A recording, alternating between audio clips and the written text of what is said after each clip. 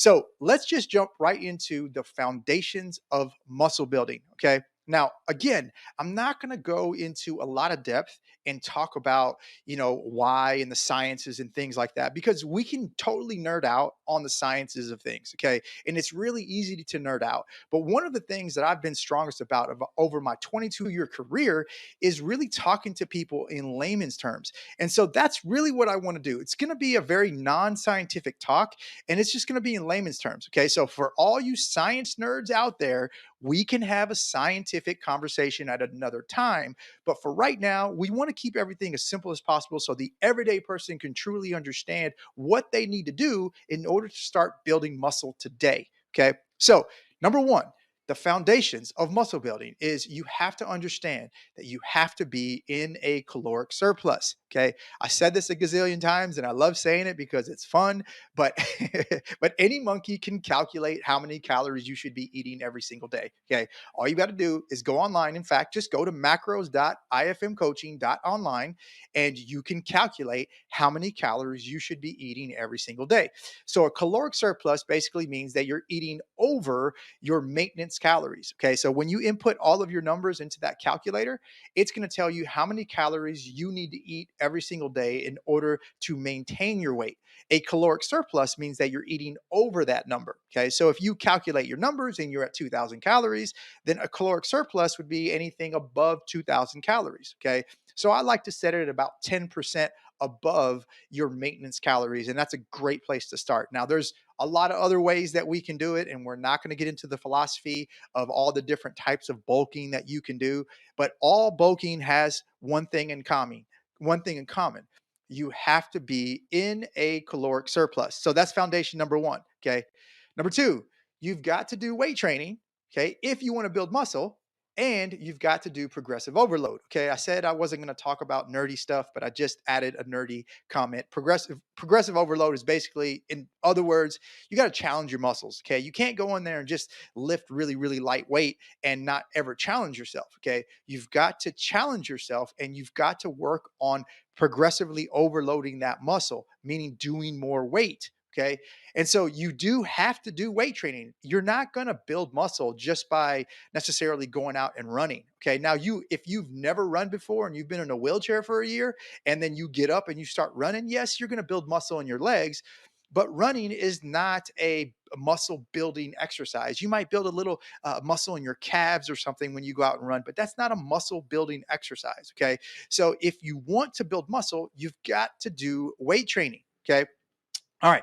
And if you're a female and you're nervous and you're scared about doing weights because you think it's going to get you big, just turn off this conversation right now, because I know mentally you're not ready to hear all of this stuff that we're about to say, because that's like that myth went out in like the 1980s. Okay. So we're not going to talk about that. Okay. If you're a guy and you're like, oh, I don't want to build a lot of muscle and I don't want to look like those guys on TV, you'll never have to worry about it. Trust me. It's so hard to get to that point. So the chances of you just waking up one day and looking like that aren't very likely. Okay. So if you're having that conversation, oh, I don't want to do weights, then I'll just tell you right now, just turn it off and go to another thing that's going to tell you that you can build muscle by doing sit-ups or doing some kind of bogus workouts. Okay. This is not that session. We're going to talk about the real things that are actually going to build muscle, and you got to do weight training. Okay.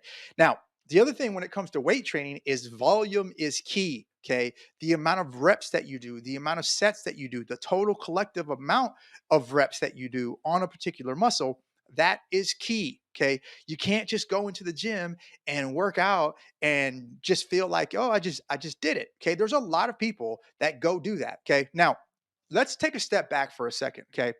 If you're just starting your journey in weight training, or you're just starting your journey in exercise, okay, this conversation really isn't for you. Okay. This is for people who have been trying over and over and over again, and they just can't seem to do it. Okay.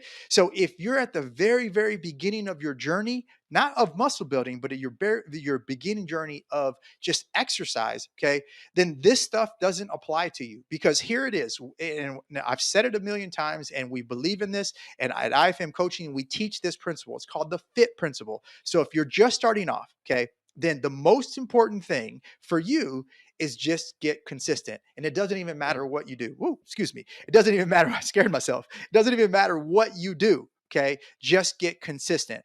But if you've been consistent and you've been going to the gym and you've been getting after it and you're not building muscle, then this conversation is for you, and volume is going to be key. You can't just show up to the gym and lift weights and wonder, why is my muscle not building? Well, it's not building because maybe you don't have the right progressive overload. Maybe you don't have the right volume. Okay. So those are things that you really have to know and have to do if you're really serious about building muscle. Again, if you haven't gotten to that point of being frequent, then there's nothing that's going to help you. Okay. None of this conversation that we're going to talk about is going to help you. You've got to get frequent. Okay. Which leads me to my next point. Okay.